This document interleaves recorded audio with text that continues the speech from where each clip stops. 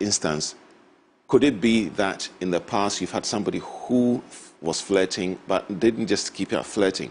They actually went the full 9 yards. So if they did, you're thinking, okay, Richard is looking at this other girl. Does that mean he's going to then go all the way through? So can you see? So it comes back to you. So that jealousy also shows that you love the person, you care about the person, but it is how you project that jealousy. So yeah, we all get jealous. Men get extremely jealous. And I don't know why we think women get jealous. We're more jealous than women. We are more jealous than women, Dr. Yes. Kita. Very jealous. And they seem to think that men are rather not jealous. They think they are more jealous, but we are very, very jealous, honestly. And, oh, my question has eluded me. I was going to ask you. Okay, so this jealousy, oh, man. Okay. I don't know where my question passed, but right. Yeah, I wanted to cite an example.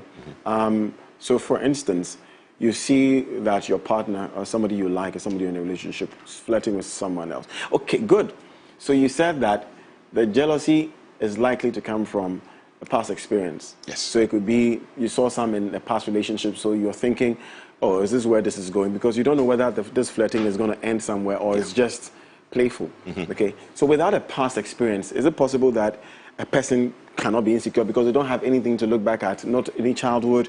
They just see somebody flirting with somebody, they're not going to feel any type of way? No. Okay, the jealousy is, we're born with it. Yeah. So look at children. You have a child who is by themselves for all this while, then a second child comes along, and mommy and dad are paying attention to the fragile baby. That little one gets jealous. I don't have attention. So jealousy also means that I don't have, giving me the attention you used to give me. So why are you spending more time on your phone? Now, the jealousy doesn't always have to be flirting with somebody else. It will just be on your phone and doing social media. You're taking away time from the one that you claim you want to spend the time with. So in the same room with the person, but your head is bowed down and you're doing social media, the person's going to think, okay, so what am I here for? Jealousy comes in. So it's there. But it is sometimes heightened by past experiences. So if you've never experienced it, you will still feel, okay, what's in doing this? And you're going to question it.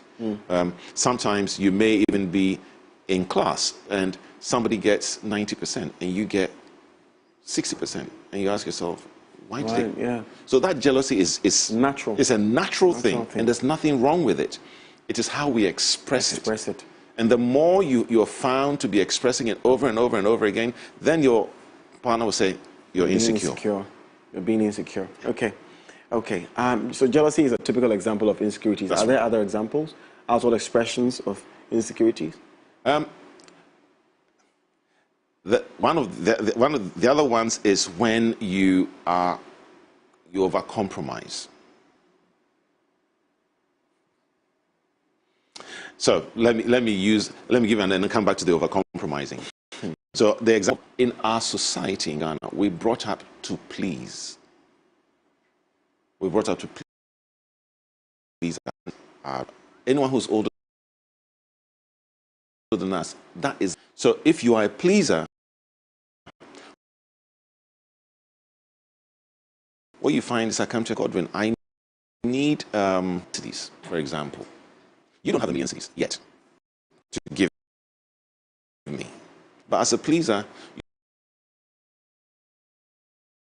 you take on that headache. You're going to call all your friends.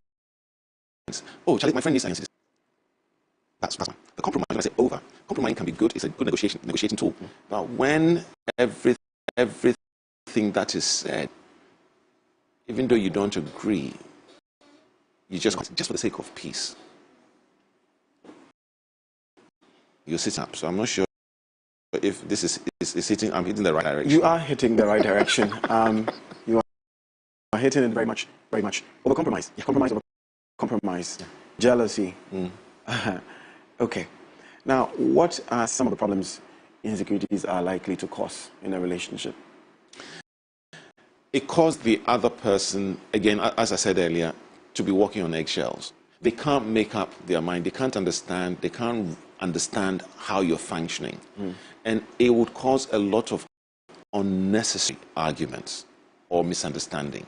So you say something and you have to double check yourself. In a relationship, there's supposed to be a free flow of communication. And whether I've got my grammar right or wrong, we're in a relationship. You laugh about things, you learn to laugh about yourself. But when the insecurity is excessive, you find out that the relationship you're in, the other party who is not insecure will come across as uncaring. You become quite burdensome because they've got to carry you, everything they do. And you find those relationships do not last. So majority of the time, people who are insecure, sadly, will end up moving from one relationship to the other, and they'll always have a chip on their shoulder. And they'll tell you, this person didn't love me because they did A, B, C, D. They will always point the finger at what the other person's actions are, but not what they did to contribute to the outcome. So it causes it's quite stressful. It is. Gray hair is supposed to be a natural thing, but if you're in a relationship with somebody who is really insecure, you're going to end up growing a bit faster than mine. As you can see, I'm right behind you. I'm right behind you, Dr. Kita. And where do you draw the line between insecurity and plain disrespect? Like I said, because sending comments could be passed. You wonder, so someone comes to visit you. Let's say, for some reason, your partner comes to visit you. Oh, your room smells damp. Right? Mm-hmm. When you feel a certain way about it, are you being insecure, or it was very disrespectful the way it was said? Number two, another example will be when, like you said, this jealousy thing, when you notice for some reason somebody who could be a potential threat in your relationship or your friendship is coming into the picture, and you realize that my partner kind of likes this person, maybe not necessarily romantically, but maybe the attention is nice, she likes and you believe that this person is going to gravitate towards this person, and you don't know what the other person's intentions are, so it could just lead to something. So you talk about it, like you said, it's how you go about it. So you talk about it, you mention it, you constantly. I really don't like the way you and this person, because I think this person is a potential threat to our relationship.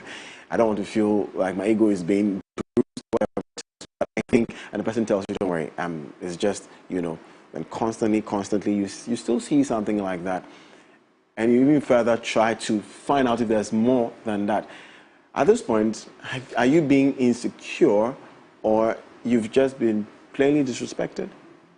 Okay, so in the second question, you've got somebody who has come into in your lives, and they have something you don't have.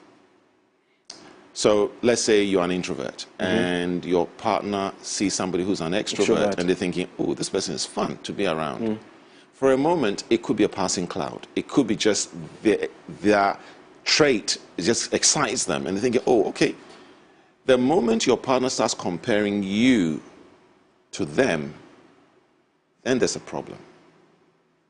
But, oh, I like Godwin's company. He's fun. He's so he wears his heart on his sleeve, and he's such a great fun to be with, and that's it.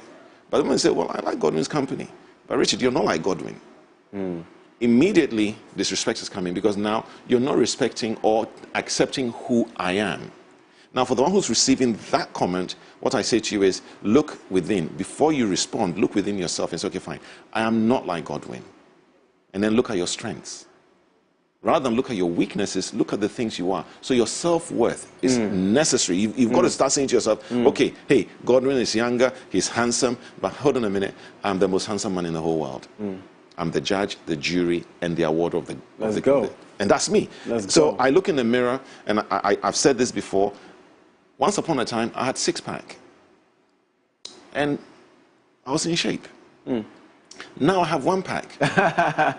I'm still in shape. Yeah. So it's perspective. Yeah. So literally, it's how it's dealt with. Yeah. So let's go back to your first question. Somebody comes into the room and says... Before you go to the first question, so it may not be said to you that, oh, you're not like Godwin, where the disrespect comes in, but what if the relationship persists, it continues, that even though it's not been said to you, that is a non-verbal communication. That's right. Isn't it? So it's not always that it's going to be said to you. If it continues like that, even after you've constantly said that, can you tone it down? Like, can you... That's still being disrespectful, isn't it? It is. Okay. Thanks for bringing me back on that one. I had wanted to say something and it skipped me. But what I will suggest is use the I statement. Normally when we're in a relationship and there's an issue, when you're giving feedback, use the I statement. Godwin, I feel. Godwin, your actions is making me feel this way. When I look at the way you're interacting with that person, this is how I feel. Voice it. And sadly for men, we tend to brood. So we hold that information. But if you don't say it, then your partner will think you're okay with it. Back to the overcompromising. So they look at it and think, okay, well, they don't care. And that act of, it is okay, everything is fine, you're giving signals that your partner will think you're okay with it. If you're not, voice it. Because until you voiced it, they can't read your mind. And then when they come home, you're all moody and you're sitting there and they think, okay, and they're trying to read what's going on with you. And they're unable to do that. Beautiful. So voice it, use the I statement where you're actually saying how you feel. Nobody can dispute how you feel because you're describing your emotions. And if you're able to do that, then hopefully it should start a conversation. Right. But if you're going with anger, if you're going with an accusation tone, then the other person is going to be on the defensive. And then you're going to be told you are being insecure. And it creates a problem. Yeah. Thank you very much for that. And then you're going to the first example of... So somebody comes into your room and says your room is musky or smelling damp. Example? As an example. And one of the things I say to people, I'll say is, perfume, aftershave, the first time you put it on smells very nice until your nose gets used to it. So the fact that you're in a room and it's smelling damp, because you've been in that room for so long, there's a likelihood it's smelling damp. Yeah. And you can't smell it. So somebody coming in, don't take offense. So it's smelling damp. Okay, let me investigate. Okay. Let me do something about it. And this is where you're receiving feedback. Right. Feedback is a gift. Criticism is not. But if you look at everything that you're told and receive it as a gift, then you improve. So when you look and you find or you don't find, the next time they come in again, you ask, Godwin, does it still smell damp? Yeah. And they go, oh, no. Then you found what it is. Maybe you left your shoe or something. And you realize that was... Yeah. Okay. My last question. Perhaps I'm being told that our time is up so soon. I mean, we spent so much. I have so many questions for you, Dr. Kita. My last question would be, whose responsibility, I mean, it seems like a no-brainer, but whose responsibility is it to deal with insecurity? Now that you've said that, it's usually within. Do you think the other person, your partner, has a responsibility to help you deal with insecurity, or it's solely on the person who is insecure to deal with it? It's a partnership. So the one who notices it has to bring it to your attention.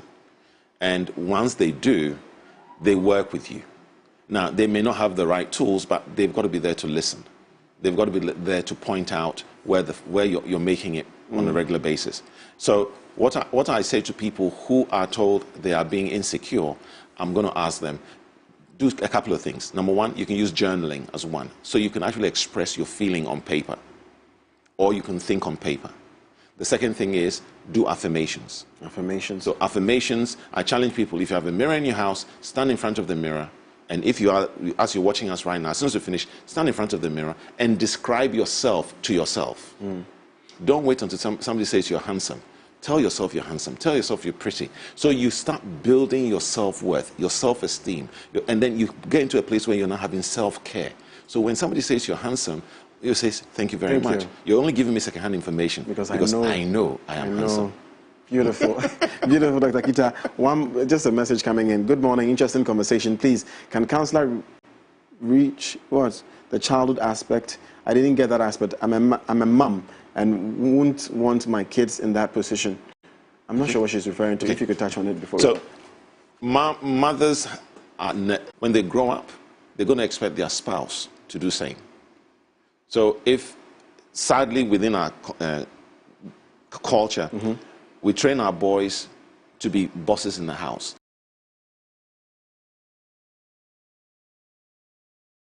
Them as children. And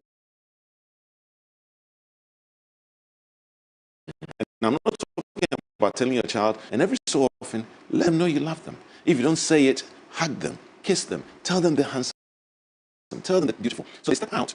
No foolish boy will tell your daughter, "Hey girl, you're looking fine," and then she thinks, "Ooh, that's it." No, if she's heard it from dad, she knows she's pretty. If he's heard it from mom, he knows he's handsome.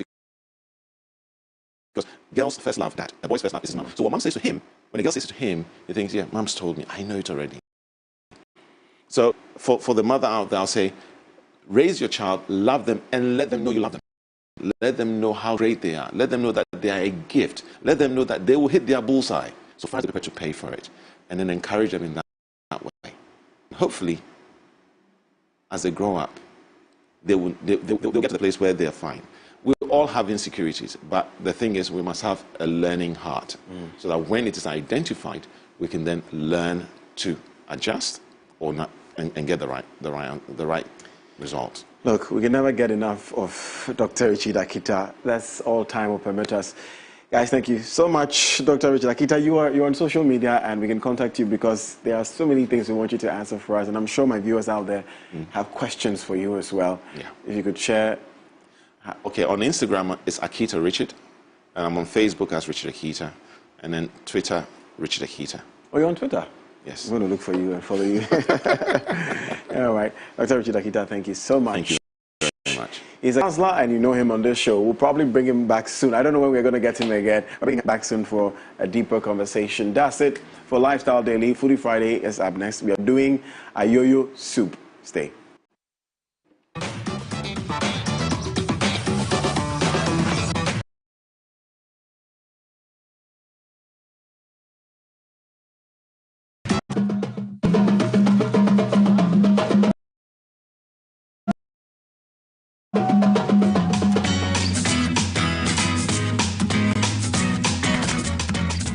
It's Foodie Friday. Welcome to my favorite day of the week. Welcome to Friday. You're watching the Foodie Friday show on the AM Club. I am Chichi Emefa.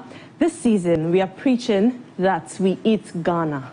We eat Ghana as much as possible, wherever you are. I hope you're already eating Ghana. And today, throughout the season, actually, we are going to have conversations on Ghanaian food, teach you how to prepare something Ghanaian if you don't know. And today we're going all the way to the north, and I have two gentlemen just right beside me. I have Chef Charles and I have Chef William. Hi, Chef Charles. Hi, Chef William. Hi, Amifa. I trust you're doing well.